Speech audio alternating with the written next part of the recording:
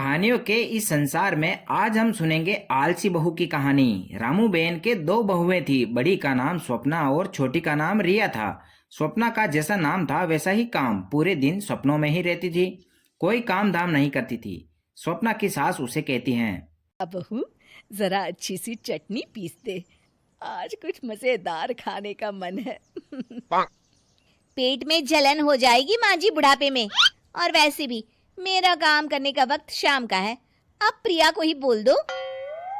इतना कहकर स्वप्ना तो वहां से 9-11 हो जाती है, परंतु रामू स्वप्ना के इस रवैये से दुखी हो जाती हैं। तभी रिया वहां आ जाती है। मैं बना देती हूँ माँ चटनी।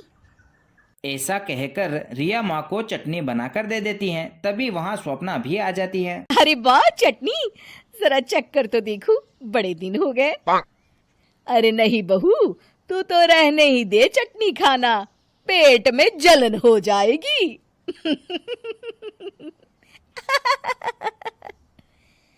इतना कहकर दोनों सास बहू हंसने लग जाती हैं। अगले दिन स्वप्ना का पति मनोज उसे कहता है, कल्पना, जानवर भी उस जगह को साफ कर लेता है जहां वो बैठता है, तुम तो इंसान हो, कैसे इतने गंदे कमरे में रह लेती हो? देखो सारा सामान यहाँ वहां बिखरा पड़ा है।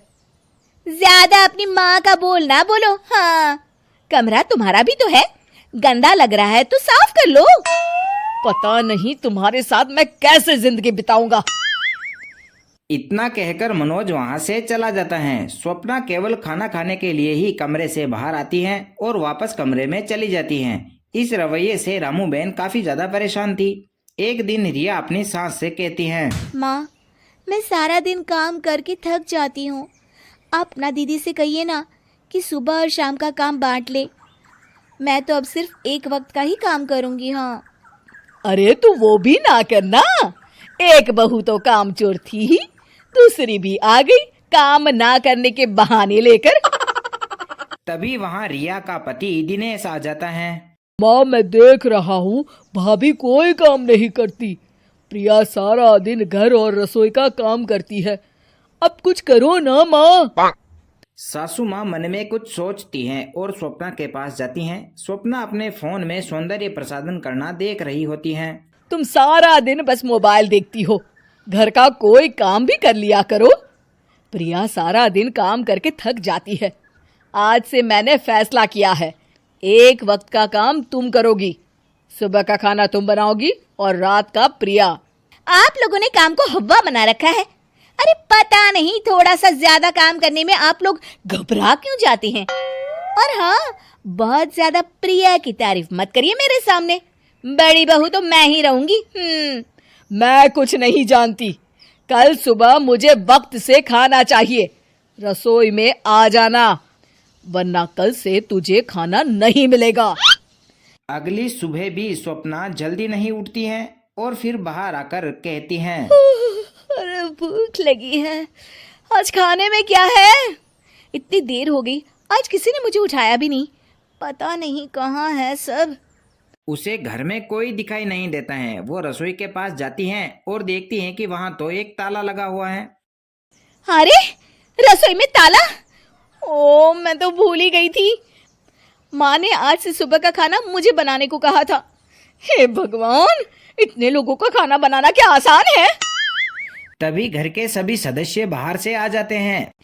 वाह माँ जी, मजा आ गया छोले भटूरे खाकर। मेरे मुंह में तो अभी भी स्वाद आ रहा है।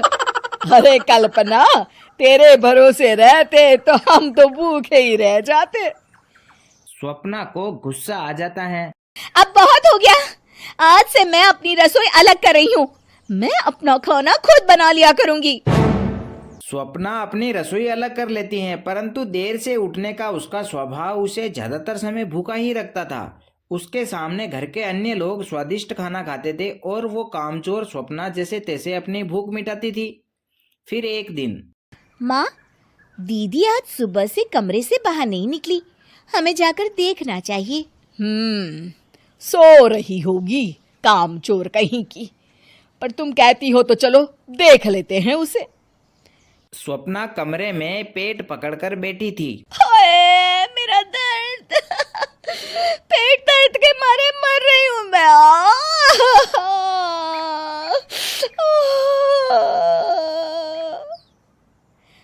दीदी क्या हुआ? पेट में दर्द क्यों हो रहा है? डॉक्टर को दिखाया आपने? माँ, स्वप्ना खड़ी होकर अपनी सास के पास जाती हैं और कहती हैं, मुझे माफ कर दीजिए। अब से मैं सारे काम में मदद करूंगी, कभी आलस और काम चोरी नहीं करूंगी। हाँ हाँ, वो तो ठीक है, लेकिन अचानक क्या हो गया जो तू काम करने को तैयार हो गई? काम चोर कल्पना। माँ, लगातार बासी और उल्टा पुल्टा खाना खाने के कारण मेरे पेट में इन्फेक्शन हो गया है। काम न करना पड़े इसलिए मैं 2 दिन का खाना एक दिन ही बना लेती थी। बासी और खराब खाना खाने के कारण लेने के देने पड़ गए। पेट में दर्द हो रहा है। चलो अच्छा हुआ, देर आए दुरुस्त आए। हमारा काम है आपको एंटरटेन करना और बदले में आप सिर्फ इस वीडियो को लाइक करें और चैनल को सब्सक्राइब कर लें और बेल आइकन को ऑल पर सेट कर लें ताकि अगली कहानी आपको जल्द मिल सके। धन्यवाद।